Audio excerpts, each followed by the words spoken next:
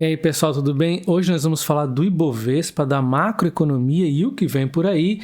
E vamos dar uma olhada por que a VEG Neoenergia tem caído aí tanto. Deixa o like nesse vídeo, se inscreve no canal ativando o sino, vai ser bem rapidinho aqui, tá? E antes da gente falar do macro, vamos dar uma olhadinha aqui como está o humor do mercado, e ele está ruim, né? Desde aí do início lá da guerra com a Ucrânia, né?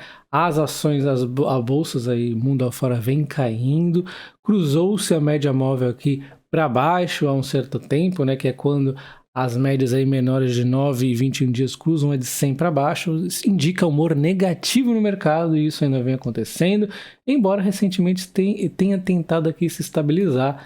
Então, do topo aqui recente nós já caímos 18,5%, tá?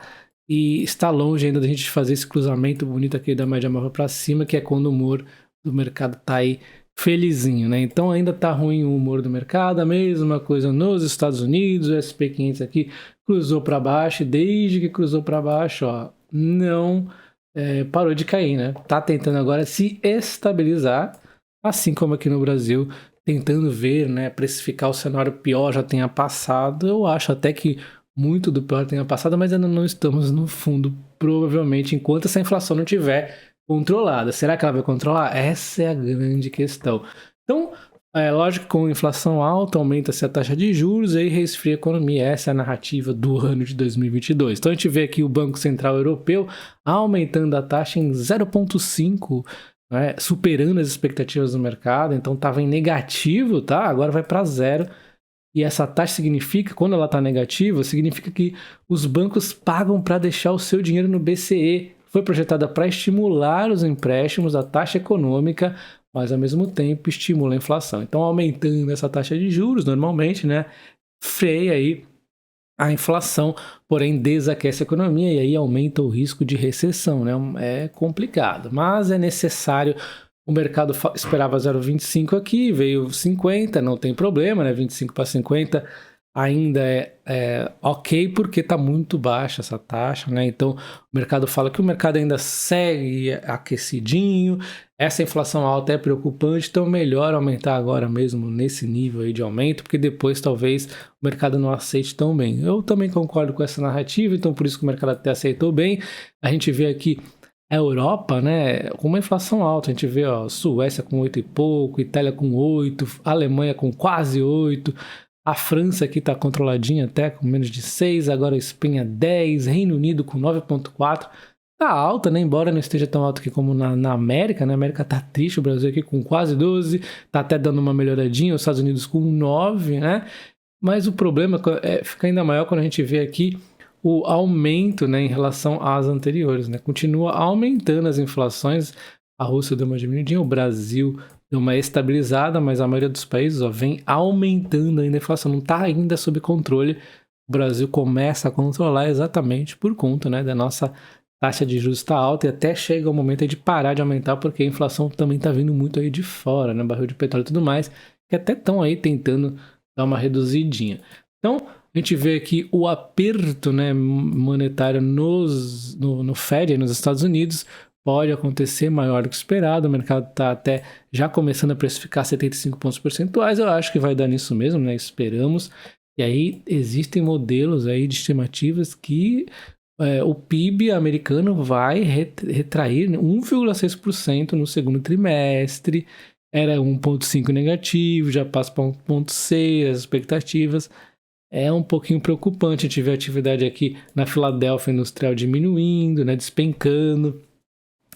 É perigoso, tá? É perigoso e a gente não tem como adivinhar isso, a gente vai fazendo as narrativas. Por enquanto não tá nada muito caótico, mas não tá nítido ainda o cenário, né? O ponto positivo pra gente é que as bolsas caíram pra caramba, tanto lá quanto aqui, acabam ficando aí relativamente baratas no longo prazo, mas o curto ainda tá um pouquinho difícil. Então tá aqui, né, o modelo de Atlanta prevendo aí uma queda de 1,6% no PIB, e nessa nova leitura ele já incorpora um dado das construções de moradias iniciadas que caíram 2% em junho ante maio, contrariando as previsões das altas analistas, né? O setor aí de construção é perigoso, até arrepio quando eu vejo isso e Estados Unidos na mesma fase. Enfim, Então a gente vê que a reunião do Fed acontece aqui, ó, no dia 26 e 27 de julho, tá? Então são 2 dias aí de reunião, quando a gente vai saber para onde vai a taxa de juros, mas eu acho que é mais importante a gente ficar atento nas inflações divulgadas do que propriamente aí no aumento da Selic, porque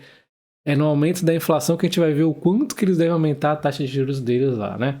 E falando da VEG, eu vou dar uma olhada aqui no resultado trimestral, mas é muito importante quando uma ação vem caindo bastante, uma ação de crescimento, a gente vê o que o mercado está pensando, porque eles estão precificando um crescimento muito grande e agora não está acontecendo isso. Então é preciso um pouco de cuidado, talvez quem for comprar está num ótimo preço aí para o longo prazo, mas ter um pouquinho de cautela, né? Porque pode acontecer mais quedas. Então a gente vê aqui a receita, né, sobre equipamento aí e eletroeletrônicos industriais, aumentando 30% aqui no mercado interno, 24% no externo. É uma empresa que representa bastante ainda a parte aqui de equipamentos eletroeletrônicos industriais, mas ela vem se expandindo cada vez mais. Geração, transmissão e distribuição de energia, setor super promissor, né? Então ela tem aqui uma relevância importante, aumentando aqui 67% no Brasil, investindo pesado nisso, né? E no exterior deu uma redução, mas o mundo vai ficar super aí daqui a pouco investindo em energia de novo. Pode acreditar, depois dessa guerra Ucrânia e Rússia, em breve veremos mais isso aqui aumentando. Enfim, um problema foi aqui o aumento, né, na parte de energia, deu aí uma reduçãozinha nas margens, muito por conta do mix de produtos, né, porque geração solar acaba dando menos resultado aí em termos de margem. Então, isso aqui é uma narrativa que não preocupa tanto por longo prazo, a empresa está se diversificando, né, normal isso aí acontecer. A gente vê motores comerciais e appliance diminuindo 23% e no exterior aumentando 5,9%, tintas e vernizes aumentando aqui na casa de 28%, tá? Então a gente vê as margens aqui, a margem EBITDA, né, em 17,4% e existia preocupação aqui, né, de até de repente bater números menores, não foi o que aconteceu. Deve se manter nessa casa estabilizado, o ROIC talvez ainda sofra mais um pouquinho, então talvez venha mais aí pessoal do mercado batendo nela, né? A gente vê uma empresa que está indo bem, né? Só aumentou a receita pra caramba. A questão é, será que essa margem vai continuar caindo? Eu acredito que não. Vamos ver aqui a narrativa do mercado. Então eles falam aqui, ó, que a VEG vê pressão sobre as margens. Se de um lado o recuo do preço do cobre é importante insumo na cadeia de produção da companhia, pode beneficiar a lucratividade. Do outro lado, o câmbio e a inflação são vistos como um risco para o braço de energia solar. Sim, a inflação e o câmbio pode ser um risco aí para o braço de energia solar. Na verdade, a inflação pode prejudicar em diversos pontos na empresa, né? Se ela não conseguir repassar adequadamente em tempo hábil, o mercado já vai e já bate, né? Não tem muita paciência. O câmbio, por um lado, às vezes ajuda em alguns pontos, no outro atrapalha. De modo geral, como empresa, eu não vejo tanto problema aqui. Na parte do cobre, é uma narrativa meio complexa, porque se o cobre está diminuindo o preço, significa que o mundo está a passos aí de repente uma desaceleração no crescimento, e desaceleração no crescimento é ruim e prejudicial para a VEG. Então, assim, a queda do cobre, olhando assim superficialmente, é boa, mas cuidado, não é um sinal exatamente de alerta, né? O cobre, ele vai, se o mundo começar a crescer de novo aí, o cobre vai acabar pelo menos estancando essa queda aí, porque ele até subiu demais, talvez ele não suba, mas também não vai ficar caindo aí muito, né? Então, é meio relativo essa questão aqui do cobre. Enfim, a gente vê as margens sendo pressionadas. E segundo aqui o executivo fala aqui, eles não esperam que a margem vai ter uma redução adicional, que foi esperada aí no último trimestre de 2021. 17,2 é o número que a gente tem que manter em mente, segundo aqui eles mesmos estão falando. Então, assim, abaixo de 17,2 talvez a gente ligue o alerta. Tá em 17,4, tá aí dentro do ok, né? Então vamos ficar acompanhando. É esperado então uma estabilidade entre 17,2 e 18, tá? Vamos ver se vai se mantendo dentro dessa realidade aqui. Então qual é a questão da VEG, na verdade? E quando a gente compra a VEG, a gente tem que entender que a gente está comprando uma empresa com múltiplos um pouco esticado, PL, PVP, dividendo não tão grande assim, né? Na verdade pequeno. A gente vê aqui margens que são boas, mas que começa a dar um ruidinho. Então, assim, fazendo uma correlação aqui com a frase do tio Ben, grandes poderes trazem grandes responsabilidades. A gente pode falar que grandes múltiplos trazem grandes expectativas de crescimento. Então, quando essa grande expectativa de crescimento não é concretizada, a gente acaba vendo uma queda significativa. Então, isso significa que quando a gente analisa a VEG, a gente tem que analisar não apenas o que a gente está vendo da empresa, como também o que o mercado vê da empresa, né? Porque se o mercado está vendo um crescimento que não é tão real como não era o caso da Magazine Luiza, acaba despencando muito. O caso da VEG, ela talvez seja aí a melhor empresa da bolsa, então em algum momento ela vai dar sim a volta por cima, mas a gente não pode saber se vai ser em 6 meses, em 1 ano, em 2, em 3. Eu sei que no longo prazo ela tende a ter ótimos resultados, porque é uma empresa fantástica, talvez a melhor da bolsa, mas o curto/médio prazo é complexo para uma empresa que está a múltiplos esticados. A gente vê empresas da Nasdaq, empresas fenomenais, tanto quanto ou até mais que a VEG algumas, também sofrendo, então é natural, né? E hoje mais cedo eu analisei o resultado da Home, e olha só, depois o resultado da empresa subiu apenas 0,9% e hoje ela sobe aí mais de 5%. O mercado é safado, tá? O resultado da Home foi bom sim, tem pedidos aí, dá uma olhada no resultado lá que eu analisei, tá muito interessante, tá? Mas agora vamos falar aqui da Neoenergia. E quando a gente fala da Neoenergia, por que será que ela vem caindo tanto, né? Analisando essa aquisição dos lotes aqui, tem um lote bastante grande, né? Que todo mundo estava querendo. Teve lá a Transmissão Paulista Taesa fazendo parceria, a Copel e a Engie, né? Mas quem levou foi a Neoenergia. Só que o deságio foi muito grande. Vamos dar uma olhada aqui no lote 2, o famosíssimo lote 2. E a empresa ela consegue aqui falar que vai antecipar em 28 meses. É uma antecipação muito relevante, né? Em termos de prazo, e ela consegue uma economia de CAPEX, que é o investimento inicial previsto aí pela ANEEL em 30%, uma RAP de 360 milhões, né? Que deu um deságio de metade do preço, vai ter vantagem fiscal, financiamento aí com uma alavancagem de 105% e IPCA mais 5,50%. Talvez o mercado fique aqui um pouco curioso, porque como que empresas que teriam sinergias maiores nesse lote não conseguiram, e a Neoenergia conseguiu.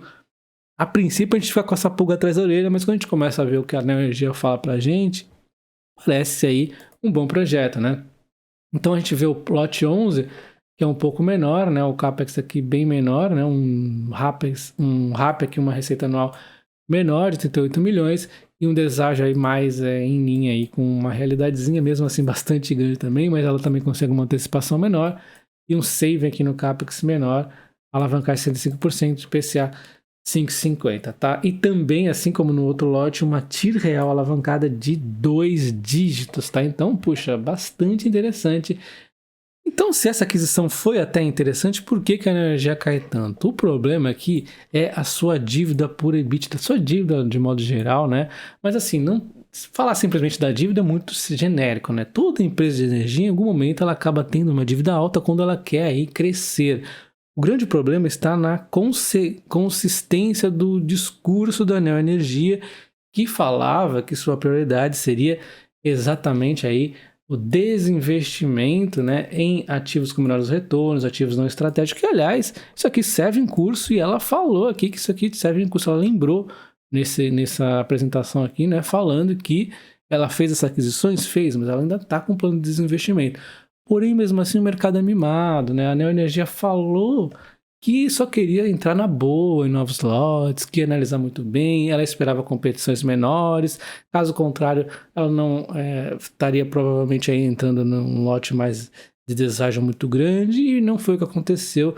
O mercado, mesmo com uma história bem contadinha, fica aí desconfiado, né? Inclusive, a empresa tem que fazer esses desinvestimentos logo, se desalavancar esses investimentos aí que, segundo ela mesma, trazem menores retornos e não são estratégicos, para pelo menos dar uma tranquilizada aí no mercado, enquanto esses novos projetos de transmissão de energia entram aí nas produções futuras, né? Então, ela já teve aquele problema com royalties lá no passado, com a sua empresa matriz, né? Deu aquela confusãozinha, né? Então o mercado ele tá aí bem assim desconfiado da Neoenergia, mas assim, se você confia na empresa, eu acho que essas quedas todas aqui podem ser um momento interessante, né? Ela já caiu do topo recente aí 28%, mas deu uma altinha considerável recentemente, 24% praticamente. É uma queda considerável, uma empresa que nem estava cara nesse ponto aqui, ainda estava barata, agora fica ainda mais barata para quem pensar no longo prazo, mas é lógico, é um pouco aí paciência que é exigida aí do investidor nesse momento. Então deixa nos comentários aí o que você acha aí da VEG e da Neoenergia. Um abraço, até o próximo, valeu!